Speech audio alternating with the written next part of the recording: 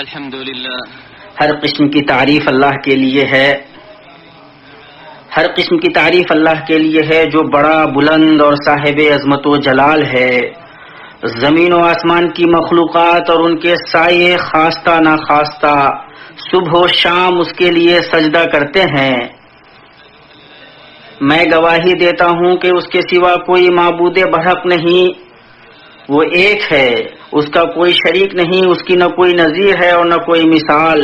اور میں گواہی دیتا ہوں کہ ہمارے نبی محمد اس کے بندے اور رسول ہیں، وہ عظیم اخلاق اور اچھی عادات والے ہیں، اور اللہ کی عظمت و کبریائی بیان کر کے اس کی قربت اختیار کرنے والوں میں سب سے بہتر ہیں۔ ان پر، ان کے اصحاب پر، آل پر، ان کی بہتر طریقے سے پیروی کرنے والوں پر جب تک صبح و شام ہوتے رہیں درود و سلام نازل ہو۔ اما بعد، مسلمانوں، اللہ کا کما حق تقوی اپنائیے، اس کی ان نعمتوں پر شکر ادا کیجیے جنہیں نہ شمار کیا جا سکتا ہے اور نہ گنا جا سکتا ہے، اور اللہ صاحب رفعت و جلال کا یہ قول یاد کیجیے، اس کا فرمان ہے ترجمہ: اے ایمان والو، اللہ تعالیٰ سے اتنا ڈرو جتنا اس سے ڈرنا چاہیے، اور دیکھو مرتے دم تک مسلمان ہی رہنا۔ مسلمانوں، بلا شبہ صاحب جلال اور مقدس نام والے اللہ کی تعظیم ہی بندگی کے اصول کی اصل ہے۔ اللہ پر ایمان تعظیم و توقیر پر مبنی ہے۔ ایمان صحیح نہیں ہو سکتا اور نہ دین استوار ہو سکتا ہے مگر جب کہ دل اللہ رب العالمین کی تعظیم سے پر ہو، اور آدمی جتنا زیادہ رب کی معرفت میں بڑھتا جاتا ہے اتنا زیادہ اس کی تعظیم و توقیر کرتا جاتا ہے۔ یہ روح الامین جبریل علیہ السلام ہے۔ رب کے پاس ان کی کیفیت کے بارے میں اللہ کے نبی صلی اللہ علیہ وسلم نے خبر دی تو کہا، میں اسراء کی رات ملائے اعلیٰ سے گزرا اور جبریل اللہ کی خشیت سے بوسیدہ کپڑوں کی طرح تھے، یعنی اللہ تعالیٰ کی تعظیم و توقیر اور خشیت سے پرانے کپڑے کی طرح۔ جہاں تک مکرم فرشتوں کی بات ہے تو ان کا حال یہ تھا کہ جب اللہ سبحانہ وحی کہتا تو ہیبت سے کانپ اٹھتے اور ان پر غشی کی کیفیت طاری ہو جاتی۔ پھر جب گھبراہٹ ان کے دلوں سے زائل ہو جاتی تو وہ کہتے، تمہارے رب نے کیا کہا؟ عرش ڈھونے والے فرشتے اپنے قریبی فرشتوں سے کہتے، حق کہا، اور وہ بلند اور بڑا ہے۔ ہمیں نبی صلی اللہ علیہ وسلم نے فرشتوں کی اپنے خالق کے تئیں تعظیم کو بتلایا کہ ساتوں آسمان کے درمیان 4 انگلی کے برابر بھی جگہ نہیں مگر ایک فرشتہ اپنی پیشانی رکھ کر اللہ کو سجدہ کر رہا ہے۔ اور جہاں تک اللہ کے رسولوں اور انبیاء علیہ السلام کی بات ہے تو جب انہوں نے اللہ کو کما حقہ جان لیا تو اس کی کما حقہ تعظیم کی اور اپنی قوموں کو اس کی خشیت اور اس کے عذاب و سزا سے خوف کرنے کی دعوت دی۔ نوح علیہ السلام نے اپنی قوم سے کہا، تمہیں کیا ہو گیا ہے کہ تم اللہ کی برتری کا عقیدہ نہیں رکھتے؟ یعنی کہ تمہیں کیا ہو گیا ہے کہ تم اس کی کما حقہ تعظیم نہیں کرتے؟ اس نے تمہیں طرح طرح سے پیدا کیا ہے، تم نہیں دیکھتے کہ اللہ تعالیٰ نے اوپر تلے کس طرح 7 آسمان پیدا کر دیے ہیں اور ان میں چاند کو جگمگاتا بنایا ہے اور سورج کو روشن چراغ بنایا ہے۔ صحیح مسلم میں ہے کہ رسول اللہ صلی اللہ علیہ وسلم نے فرمایا، اللہ تعالیٰ آسمانوں کو قیامت کے دن سمیٹے گا، پھر انہیں اپنے دائیں ہاتھ میں لے گا اور پھر کہے گا، میں بادشاہ ہوں، کہاں ہیں جابر لوگ، متکبر لوگ؟ پھر زمین کو اپنے بائیں ہاتھ سے پکڑے گا اور کہے گا، میں بادشاہ ہوں، کہاں ہیں جابر لوگ اور متکبر لوگ؟ اللہ کا فرمان ہے ترجمہ، جس دن ہم آسمان کو یوں لپیٹ لیں گے جیسے تومار میں اوراق لپیٹ دیے جاتے ہیں، جیسے کہ ہم نے اول دفعہ پیدائش کی تھی اسی طرح دوبارہ کریں گے، یہ ہمارے ذمہ وعدہ ہے اور ہم اسے ضرور کر کے ہی رہیں گے۔ صحیح ہے میں ہے، ایک یہودی عالم نبی صلی اللہ علیہ وسلم کے پاس آیا اور اس نے کہا، اے محمد، اللہ تعالیٰ آسمانوں کو قیامت کے دن 1 انگلی سے پکڑے گا اور زمینوں کو 1 انگلی سے پکڑے گا، پہاڑوں اور درختوں کو 1 انگلی سے پکڑے گا، پانی اور مٹی کو ایک انگلی سے پکڑے گا اور بقیہ تمام مخلوقات کو ایک انگلی سے پکڑے گا، پھر انہیں ہلائے گا اور کہے گا میں بادشاہ ہوں، میں بادشاہ ہوں۔ تو اللہ کے نبی صلی اللہ علیہ وسلم یہودی عالم کی بات سن کر تعجب کرتے ہوئے اور اس کی تصدیق کرتے ہوئے ہنسے، اور پھر آپ نے یہ آیات پڑھی، اور ان لوگوں نے جیسی قدر اللہ کی کرنی چاہیے تھی نہیں کی۔ ساری زمین قیامت کے دن اس کی مٹھی میں ہوگی اور تمام آسمان اس کے دائیں ہاتھ میں لپیٹے ہوئے ہوں گے۔ وہ پاک اور برتر ہے اس چیز سے جسے لوگ اس کا شریک بنائیں۔ سب آسمان و زمین والے اسی سے مانگتے ہیں۔ ہر روز وہ ایک شان میں ہے، ہر روز وہ ایک شان میں ہے۔ وہ ایک گناہ کو معاف کرتا ہے، مصیبت کو دور کرتا ہے، فقیر کو مالدار کرتا ہے، گمراہ کو راستہ دکھاتا ہے، مریض کو شفا دیتا ہے، مصیبت زدہ کو مصیبت سے نجات دیتا ہے، توبہ کرنے والے کی توبہ قبول کرتا ہے، مظلوم کی مدد کرتا ہے، لغزش کو معاف کرتا ہے، کسی کی ستر پوشی کرتا ہے، ڈرے ہوئے کو مامون کرتا ہے، ترازو کو پست کرتا ہے اور بلند کرتا ہے۔ اس کے پاس دن سے پہلے رات کا عمل اٹھایا جاتا ہے اور دن کا عمل رات سے پہلے۔ اس کا حجاب نور ہے، اگر وہ اسے کھول دے تو جہاں تک اس کی نگاہ جائے اس کے چہرے کے انوار اس کی مخلوقات کو جلا دے۔ اس کا دایاں ہاتھ بھرا ہوا ہے، خرچ کرنے سے اس میں کوئی کمی نہیں ہوتی، صبح و شام وہ سخاوت کر رہا ہے۔ تم دیکھتے ہو کہ اس نے جب سے مخلوقات کو پیدا کیا کتنا خرچ کیا، لیکن اس کے دائیں ہاتھ میں سے کچھ کم نہیں ہوا۔ اور حدیث قدسی میں ہے، رب جل جلالہ کہتا ہے، اے میرے بندو، اگر تمہارا پہلا اور آخری اور انس و جن ایک زمین پر کھڑے ہوں پھر مجھ سے مانگیں اور میں ہر انسان کو اس کی مانگ کے مطابق دے دوں تو اس سے میرے پاس موجود چیزوں میں کچھ کمی نہیں ہوگی مگر اتنی جتنی ایک سوئی سمندر میں ڈالی جائے اور نکالی جائے۔ اسے مسلم نے روایت کیا ہے۔ وہ اللہ صاحب جلال و اکرام ہے، اپنے عرش پر مستوی ہے، اپنے فرشتوں سے بات کرتا ہے، اپنے بندوں کے معاملات کی تدبیر کرتا ہے، اپنی مخلوقات کی آوازیں سنتا ہے، ان کے افعال و حرکات دیکھتا ہے، ان کے باطن کا ویسے ہی مشاہدہ کرتا ہے جیسے ان کے ظاہر کا مشاہدہ کرتا ہے۔ اپنی مخلوق میں سے جسے چاہتا ہے عزت دیتا ہے اور جسے چاہتا ہے ذلیل کرتا ہے۔ اسی کے ہاتھ میں بھلائی ہے اور وہ ہر چیز پر قادر ہے۔ اللہ کا فرمان ہے، ساتوں آسمان اور زمین اور جو بھی ان میں ہے اسی کی تسبیح کر رہے ہیں۔ ایسی کوئی چیز نہیں جو اسے پاکیزگی اور تعریف کے ساتھ یاد نہ کرتی ہو۔ ہاں یہ صحیح ہے کہ تم اس کی تسبیح سمجھ نہیں سکتے، وہ بڑا بردبار اور بخشنے والا ہے۔ وہ صاحب جلال و اکرام اپنی ربوبیت میں عظیم ہے، اپنی الوہیت میں عظیم ہے، اپنے اسماء و صفات میں عظیم ہے، اپنی بادشاہت اور تخلیق میں عظیم ہے، اپنی حکمت اور رحمت میں عظیم ہے، اپنی مخلوقات کے معاملات کی تدبیر کرنے میں عظیم ہے، اپنے بندوں کے بیچ فیصلہ کرنے میں عظیم ہے، اور وجود میں موجود ہر ایک عظمت اپنے خالق اور اس مدبر کی عظمت پر دلالت کرتی ہے۔ ابو القاسم اصبہانی رحمہ اللہ نے کہا، عظمت اللہ کی صفتوں میں سے ایک صفت ہے جس کے مقابل مخلوق کھڑی نہیں ہو سکتی۔ اللہ نے اپنی مخلوقوں کے درمیان بھی عظمت پیدا کی ہے جس کے ذریعے بعض سے عظیم ہوتے ہیں۔ لوگوں میں بعض مال سے عظیم ہوتے ہیں، بعض فضل سے عظیم ہوتے ہیں، بعض کسی علم سے عظیم ہوتے ہیں، بعض کسی اقتدار سے عظیم ہوتے ہیں، بعض جاہ و حشمت سے عظیم ہوتے ہیں۔ مخلوق میں سے ہر ایک سے الگ کسی ایک مفہوم میں عظیم ہوتا ہے اور اللہ عز و جل تمام احوال میں عظیم ہے۔ تو جس نے اللہ کی عظمت کے مطابق اللہ کو جانا اس کے لیے ضروری ہے کہ وہ کوئی ایسی بات نہ کہے جو اللہ کو ناگوار ہو، کسی ایسی معصیت کا ارتکاب نہ کرے جو اللہ کو پسند نہیں، کیونکہ وہ ہر نفس پر اس کی کمائی کے ساتھ نگراں ہے۔ مسلمانوں، ایمانی بھائیوں، مخلوق چاہے اللہ کی جتنی بھی تعظیم کر لے لیکن وہ اس کے جلال کے شایان شان تعظیم کرنے سے عاجز ہی رہیں گے۔ اللہ کا حق سب سے عظیم اور اس کی قدر سب سے بڑی ہے، لیکن مومن اس سلسلے میں اپنی استطاعت بھر کوشش کرتا ہے اور عظیم پاک اللہ اس کی کوششوں کو رائیگاں نہیں جانے دیتا۔ اور نہ اس کے عمل کو ضائع کرتا ہے، اور اس کے کم عمل پر بھی بڑا سے بڑا اور بھرپور بدلہ دیتا ہے۔ اور وہ سب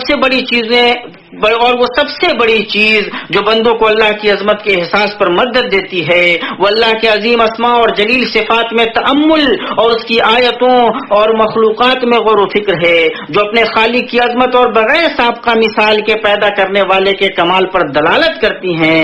اللہ کا فرمان ہے، بے شک تمہارا رب اللہ ہی ہے جس نے سب آسمانوں اور زمین کو 6 روز میں پیدا کیا ہے، پھر عرش پر قائم ہوا۔ وہ شب سے دن کو ایسے طور پر چھپا دیتا ہے کہ وہ شب اس دن کو جلدی سے آ لیتی ہے، اور سورج اور چاند اور دوسرے ستاروں کو پیدا کیا ایسے طور پر کہ سب اس کے حکم کے تابع ہیں۔ یاد رکھو اللہ ہی کے لیے خاص خالق ہونا اور حاکم ہونا بڑی خوبیوں سے بھرا ہوا ہے، اللہ جو تمام عالم کا پروردگار ہے۔ اللہ پاک مجھے اور آپ کو قرآن و سنت میں برکت دے، ان کے اندر موجود آیات اور حکمتوں سے فائدہ پہنچائے۔ میں جو کہہ رہا ہوں آپ سن رہے ہیں، اور میں اپنے لیے اور آپ کے لیے اللہ سے مغفرت طلب کرتا ہوں، اس سے آپ بھی مغفرت طلب کیجئے، بلا شبہ وہ بہت بخشنے والا ہے۔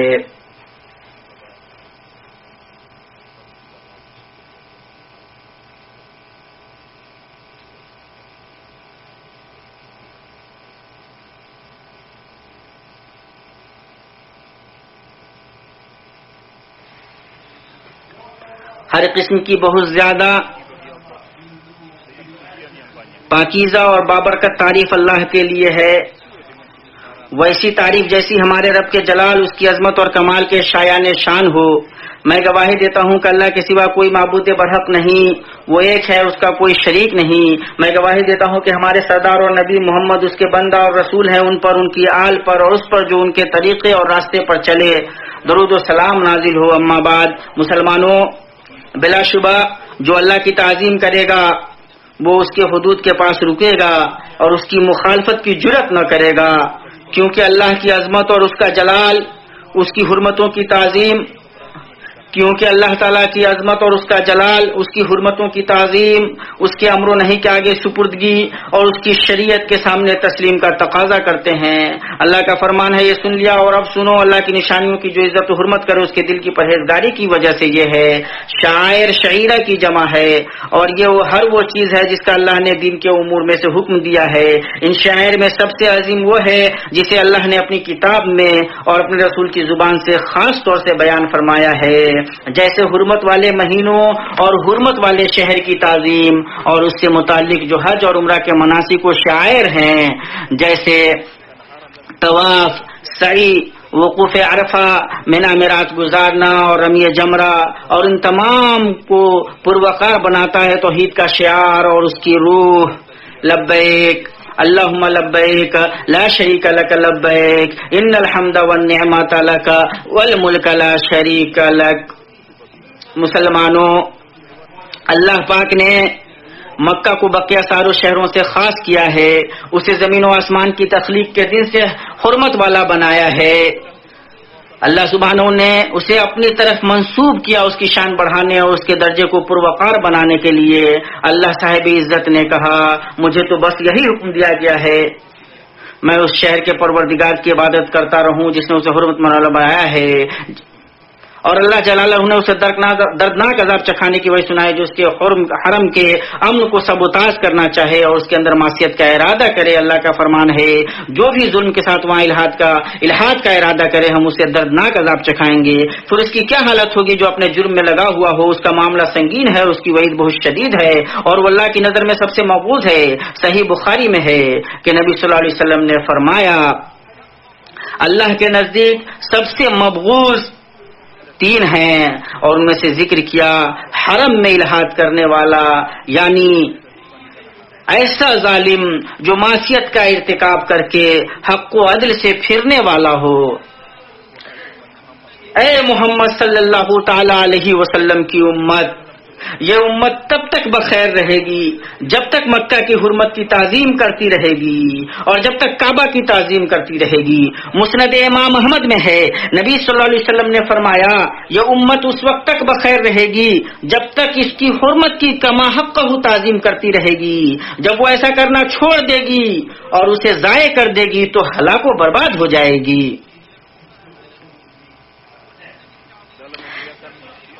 اس عظیم شعیرے کی تعظیم میں سے یہ ہے کہ اللہ کی توحید اور اس کی اطاعت سے رفق، نرمی اور سکینت اختیار کر کے، ہدایات اور نظام کی پاسداری بجا لا کر، اور فسق، لڑائی اور جھگڑے سے دور رہ کر مشاعر مقدسہ کی ہیبت کا شعور رکھا جائے۔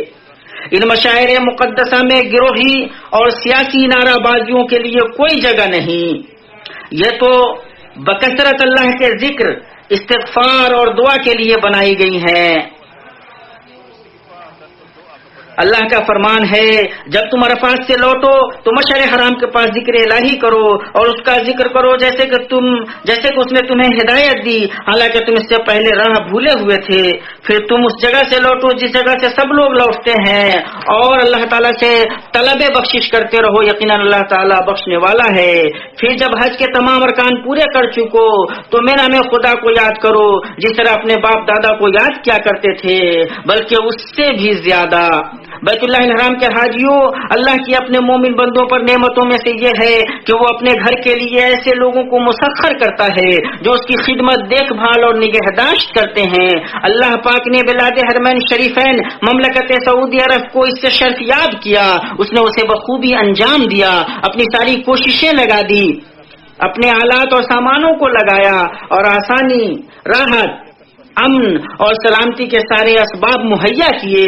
اللہ پاک خادم حرمین شریفین، ان کے امین ولی عہد کو اس پر بہتر بدلوں سے نوازے جو وہ خاص دھیان دے رہے ہیں اور حجاج و معتمرین کا خیال رکھ رہے ہیں۔ اللہ اس ملک کے امن و امان، شوکت اور خوشحالی کو مدام کرے۔ پھر مسلمانوں، جان لو کہ اللہ نے تمہیں ایک کریمانہ حکم دیا ہے جس کی شروعات خود سے کی ہے۔ اللہ صاحب عزت نے کہا، اللہ تعالیٰ اس کے فرشتے اس نبی پر رحمت بھیجتے ہیں، اے ایمان والو تم بھی ان پر درود بھیجو اور خوب خوب سلام بھی بھیجتے رہا کرو۔ اے اللہ محمد اور ان کی آل پر ایسی ہی رحمتیں بھیج جیسے تو نے ابراہیم اور آل ابراہیم پر رحمتیں نازل کی، بلا شبہ تو قابل حمد اور صاحب عظمت ہے۔ اے اللہ محمد اور آل محمد پر ایسی ہی برکتیں اتار جیسے تو نے ابراہیم اور آل ابراہیم پر برکتیں اتاری، بلا شبہ تو قابل حمد صاحب عظمت ہے۔ اے اللہ تو راضی ہو جا خلفائے راشدین ابو بکر، عمر، عثمان اور علی سے، اور بقیہ سارے صحابہ اور تابعین سے، اور جو قیامت تک درست طریقے سے ان کی پیروی کرے ان سے، اور انہی کے ساتھ ہم سے بھی اپنے عفو و کرم اور جود و سخا سے، اے ارحم الراحمین۔ اے اللہ اسلام اور مسلمانوں کو غلبہ عطا کر، اے اللہ اسلام اور مسلمانوں کو غلبہ عطا کر، اے اللہ اسلام اور مسلمانوں کو غلبہ عطا کر، شرک اور مشرکین کو رسوا کر، دین کے حکام کی حفاظت کر، اس ملک کو اور مسلمانوں کے بقیہ تمام ملکوں کو خوشحالی و فارغ البالی میں پرامن و پرسکون بنا دے۔ اے حیو یا قیوم، اے حیو یا قیوم، ہم تیری رحمت کی دعائی دیتے ہیں۔ اے اللہ ہمارے سارے معاملات کی اصلاح فرما، ہمارے سارے معاملات کی اصلاح فرما، اور ہمیں لمحے بھر کے لیے بھی اپنے نفسوں کے حوالے نہ کر۔ اے اللہ غمزدہ مسلمانوں کو کشادگی دے، پریشان حال لوگوں کی پریشانی دور کر، قرضداروں کے قرض ادا کر، ہمارے اور مسلمانوں کے مریضوں کو شفا دے۔ اے اللہ ہر جگہ اپنی رحمت سے ہمارے مسلمان بھائیوں کے احوال درست کر، اپنی رحمت سے ارحم الراحمین۔ اے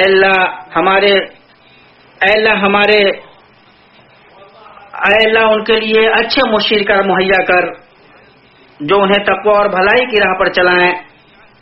اے اللہ ولی عہد کو اس کی توفیق دے جس میں بھلائی ہو۔ اے اللہ تمام مسلمانوں کے حکمرانوں کو اپنی شریعت کو فیصل بنانے اور اپنے نبی کی سنت کی پیروی کی توفیق دے، اور انہیں اپنے مومن بندوں کے لیے رحمت بنا۔ اے اللہ تیرے گھر کے حاجیوں کی جو بھی خدمت کرے ان کی میزان کو بھلائیوں سے بھاری کر دے، ان کے عمل میں برکت دے، اور اس سے تو راضی ہو جائے رب العالمین۔ اے اللہ اس سے تو راضی ہو جا۔ اے اللہ ہمارے گناہ بخش دے، ہر مریض کو شفا دے، اور ہماری ان مرادوں کو پوری کر جو تیری رضا کا باعث ہوں۔ اے اللہ اپنے حرمت والے گھر کے حاجیوں کی توفیق یاب کر، اے اللہ توفیق یاب کر، ان کا حج قبول کر اور ان کے بقیہ اعمال قبول کر۔ اے اللہ ان کو ان کے اہل و عیال تک صحیح سالم فائدے کے ساتھ لوٹا، اے ارحم الراحمین۔ اے اللہ ہمارے ملکوں کی سرحدوں پر ڈٹے ہوئے ہمارے سپاہیوں کو غلبہ عطا کر، اے اللہ تو اپنے اور ان کے دشمنوں پر ان کو غلبہ دے، اے قوی عزیز، اے ذوالجلال والاکرام۔ پاک ہے آپ کا رب جو بہت بڑی عزت والا ہے، ہر اس چیز سے جو مشرک بیان کرتے ہیں. پیغمبروں پر سلام ہے اور سب طرح کی تعریف اللہ کے لیے ہے جو سارے جہان کا رب ہے.